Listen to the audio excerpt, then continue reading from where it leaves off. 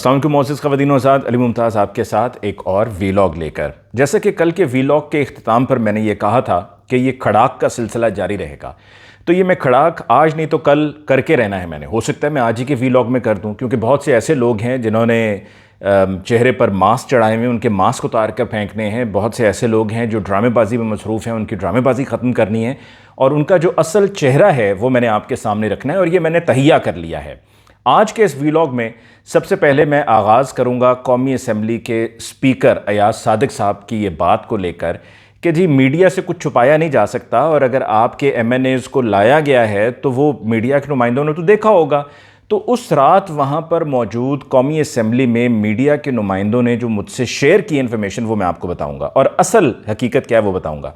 इसके अलावा BNP के सेनेटर कासिम रोंजो साहब जो बाजियाब हो चुके हैं, वोट भी डाला उन्होंने इस तरमीम के हक़ में, वो क्या बताते हैं कि उनके साथ क्या हुआ वो मैं आपके साथ शेयर करूँगा। चीफ़ जस्टिस का जो इंतखाब होना है, मतलब ये दिन भी हमें देखना था कि चीफ़ जस्टिस का ऑटोमेटिकली यही होता था ना कि जो सीनियर मोस्ट हैं वो चीफ़ जस्टिस बन जाते थे। तो अब सिलेक्शन होने जा रहा है, तो सिलेक्शन किस बुनियाद पर होने जा रहा है और फार्मूला क्या है वो मैं आपके साथ शेयर करूँगा। इसके अलावा एक मैसेज भेजा गया है मीडिया के एंकर्स को, और वो उनके प्रोग्राम्स के हवाले से उन्हें ताकीद की गई है। लफ्ज़ रिक्वेस्ट है, उसमें मैं आपके साथ शेयर करूंगा, लेकिन वो एक तरह से हुक्मनामा है कि आपने इस पर अमल दरामद करना है। वो मैसेज, खुसूसी मैसेज किसकी तरफ से मीडिया के एंकर्स को भेजा गया है, वो मैं मैसेज भी आपके साथ शेयर करूंगा और ये तफसील भी बताऊंगा कि ये किसकी तरफ से आया है। इसके अलावा शाह महमूद कुरैशी साहब, उनसे उनकी बेटी मेहरबानो कुरैशी साहिबा की अडियाला जेल में मुलाकात हुई है। शाह महमूद कुरैशी साहब के हवाले से जो इतलात मुझ तक आ रही हैं, और बड़ी हैरान कुन वो तफसीलात हैं जो मुझ तक आ रही हैं, वो भी मैं आपके साथ शेयर करूंगा। इसके अलावा फैसल करीम कुंडी साहब जो अभी गवर्नर KP के हैं, उन्होंने मौलाना फजलुर रहमान साहब के साथ क्या किया और वो क्या गेम खेल रहे हैं वो मैं आपके साथ शेयर करूंगा। और फिर आखिर में कुछ बात हम रिचर्ड ब्रांसन की करेंगे, जो दुनिया के अमीर तरीन लोगों में से एक हैं और वर्जिन ग्रुप के मालिक हैं।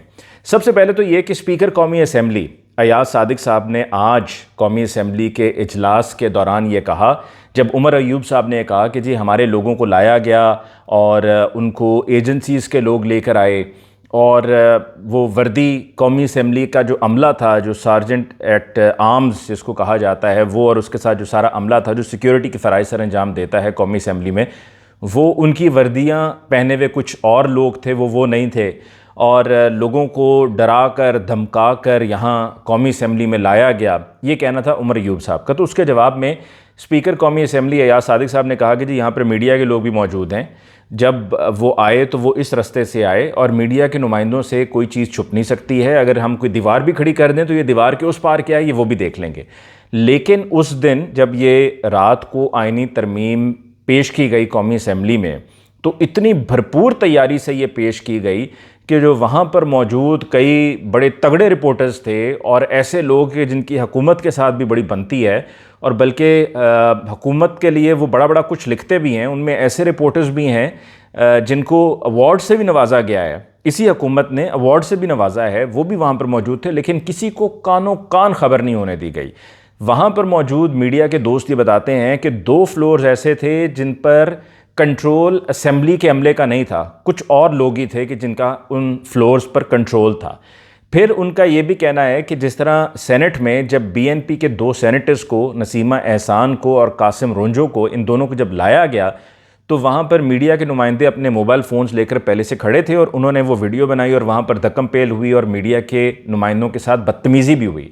लेकिन कौमी असम्बली में जब इन लोटों को, जिनका ताल्लुक PTI से था, उनको लाया गया तो उनको बड़े एहतमाम से उस रास्ते से लाया गया जहाँ से वज़ीर आज़म साहब की गाड़ियाँ दाखिल होती हैं, और उसके साथ ही बिल्कुल ऐवान सदर है, प्रेसिडेंट हाउस है, उस रास्ते से, क्योंकि वो साथ में कनेक्ट करता है और वो बाकी सब लोगों की पहुंच से दूर है। मतलब हत्ता के जो MNAs हैं वो भी उस रास्ते से नहीं जाते। MNAs का तो बिल्कुल फ्रंट से रास्ता है, D चौक की तरफ से, तो नज़र भी आता है वो रास्ता और सबको मालूम है, ढकी छुपी बात नहीं है। लेकिन ये जो प्राइम मिनिस्टर का रास्ता है, यहाँ से हर कोई नहीं जा सकता, सिर्फ प्राइम मिनिस्टर ही जाएगा। तो उस रास्ते से उनको लाया गया और उनको लाकर किसी को कोई इतला नहीं दी गई और खामोशी से उनको अंदर लाया गया। और जब उस रास्ते से वो अंदर दाखिल हुए फ्लोर ऑफ द हाउस पे, तो ये ज़रा तवज्जो से सुनिएगा कि जो वहाँ पर मीडिया के नुमाइंदे मौजूद थे उनको सफाई के नाम पर कि जी हमने यहाँ पर सफाई करनी है, उस जगह को खाली कराया गया, यानी कि उस पैसेज को खाली कराया गया। और ये सब कहाँ हुआ? कौमी असम्बली में हुआ, जिसके स्पीकर अयाज सादिक साहब हैं। और अयाज सादिक साहब ये दूसरी मरतबा इस तरह हुआ। एक तो जब PTI के MNAs को उठाया गया था कौमी असम्बली से यहाँ पर रेड करके, तो उस वक्त वो बिल्कुल भोले बादशाह बन गए थे कि जी उनको तो कुछ पता ही नहीं है। और ये दूसरा वाक़या है कि इतनी बड़ी वारदात डाली गई है, इतनी बड़ी गेम हुई है, और वो ये कहें कि जी उन्हें पता ही नहीं है। उन्हें सब पता है, उन्हें बड़ी अच्छी तरह से पता है। और ये मैंने आपको बता दिया कि जिस तरह से उनको लाया गया, और वो मीडिया के नुमाइंदों को बिल्कुल वहाँ पर कोई खबर नहीं होने दी गई, और बड़े तगड़े तगड़े रिपोर्टर्स थे जिनको खबर नहीं होने दी गई।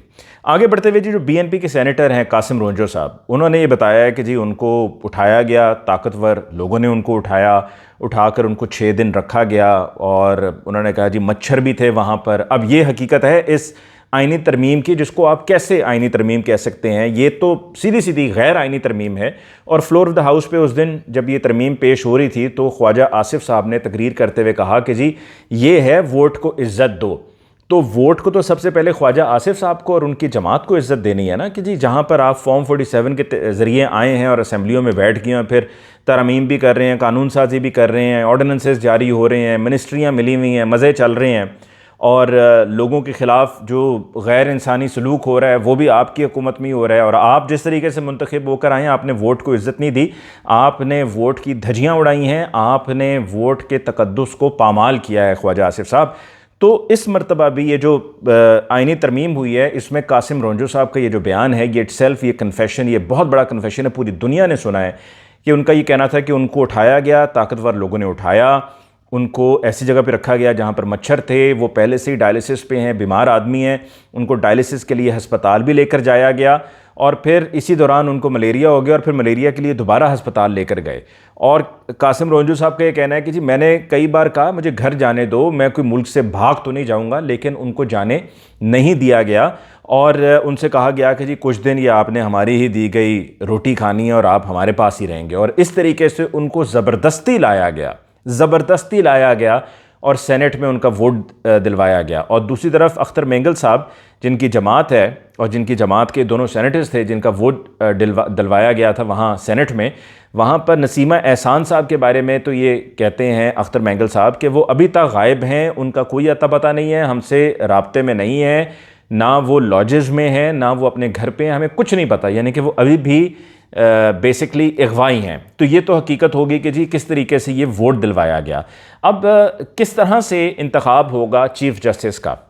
जो ये कमेटी बनाई गई है उसमें अक्सरियत तो हुकूमत की है, तो बिल्कुल ठीक फ़ैसला है। ये अब से कुछ देर पहले की भी इतला थी कि जो एक कोशिश की जा रही थी कि मनाया जाए बैरिस्टर गौहर को और PTI को और इस तरह से सुन्नी इत्तेहाद काउंसिल को कि वो आकर इस पार्लिमानी कमेटी का हिस्सा बन जाए। वो चाहते हैं कि इस गैर आइनी तरमीम के ज़रिए लाए जाने वाली गैर आइनी जो सिलेक्शन का तरीक़ाकार है, इसको ठप्पा लग जाए, इंडोर्समेंट मिल जाए, और इसलिए वो चाहते हैं कि PTI के लोग आके उस कमेटी का हिस्सा बन जाएं। और PTI ने बिल्कुल ठीक फ़ैसला किया है कि अगर वो चले जाते हैं, वहाँ पे बैठ जाते हैं, तो वो तो इंडोर्स हो जाएगा ना कि जी आपने तो इंडोर्स कर दिया, आपने कह दिया कि जी तरीक़ाकार ठीक है।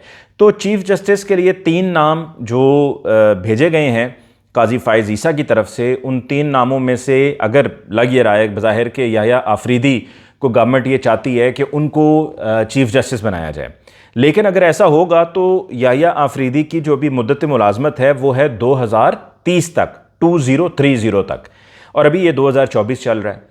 तो अगर वो चीफ़ जस्टिस बन जाते हैं तो उनके चीफ़ जस्टिस बनने के बाद, अब जैसे कि कहा गया है कि 3 साल के लिए चीफ़ जस्टिस होंगे, तो वो 2027 में रिटायर हो जाएंगे, और उनकी जो बकिया मुद्दत है मुलाजमत की, यानी कि 3 साल जो हैं वो उनके ज़ाया हो जाएंगे।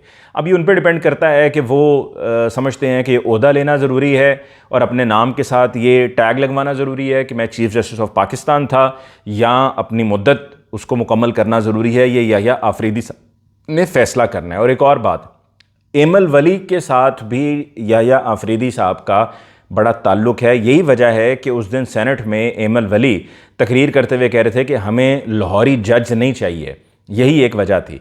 तो अगर याह्या आफरीदी साहब को सिलेक्ट कर लिया जाता है और वो इनकार करते हैं, तो फिर जो बाकी दो जजेस हैं जिनमें से सिलेक्शन होना है वो हैं मंसूर अली शाह और जस्टिस मुनीब अख्तर।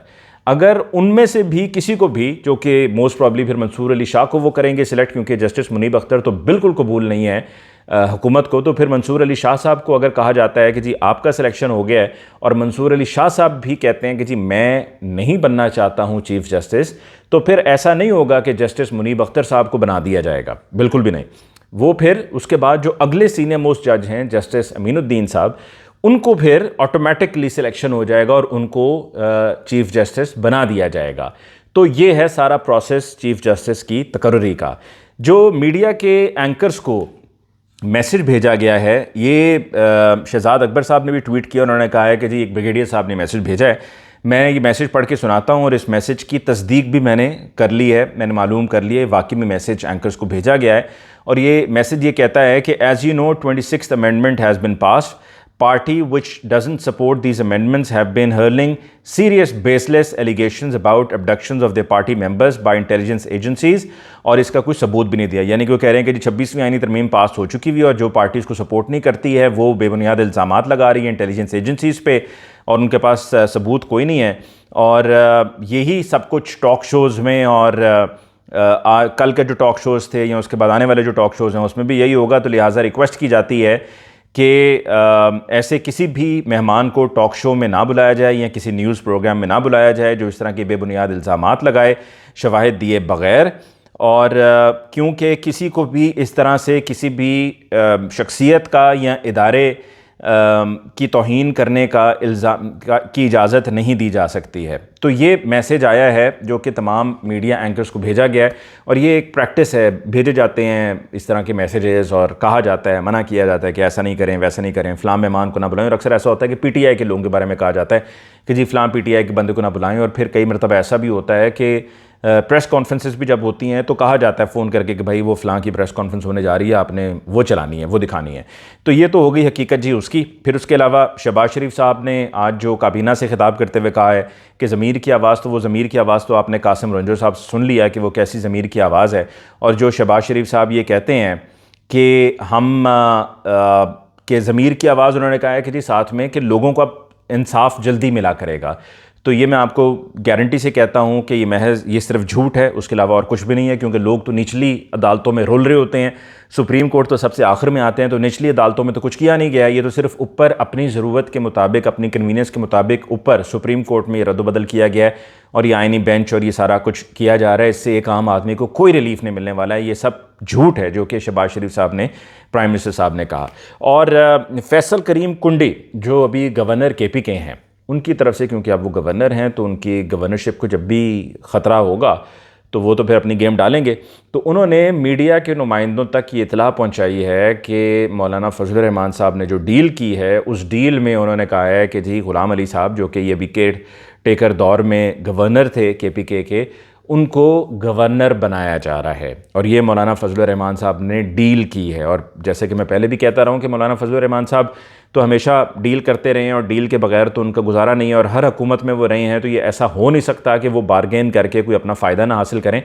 तो मौलाना फजल रहमान साहब ने ग़ुलाम अली साहब के लिए कहा है कि जी उनको गवर्नर बना दिया जाए। और ये फैसल करीम कुंडी जो अभी करंट गवर्नर हैं, उनकी चूँकि कुर्सी ख़तरे में है, गवर्नरशिप ख़तरे में है, तो उन्होंने मीडिया के नुमाइंदों तक ये तफसील पहुंचा दी। और फिर आखिर में जी रिचर्ड ब्रांसन जो कि दुनिया के अमीर तरीन लोगों में उनका शुमार होता है, वर्जन ग्रुप के वो मालिक हैं, वर्जन एयर है, वर्जन ट्रेन है, फिर इसके अलावा वर्जन म्यूज़िक है और भी बेशुमार बिजनेसेस हैं, उसके ये मालिक हैं। और उन्होंने भी इमरान खान साहब की रिहाई के लिए मुतालबा किया है ट्वीट करके, और उन्होंने कहा है कि इमरान खान साहब को रिहा किया जाए और उनके साथ जो सलूक किया गया है वो गलत है, नामुनासिब है।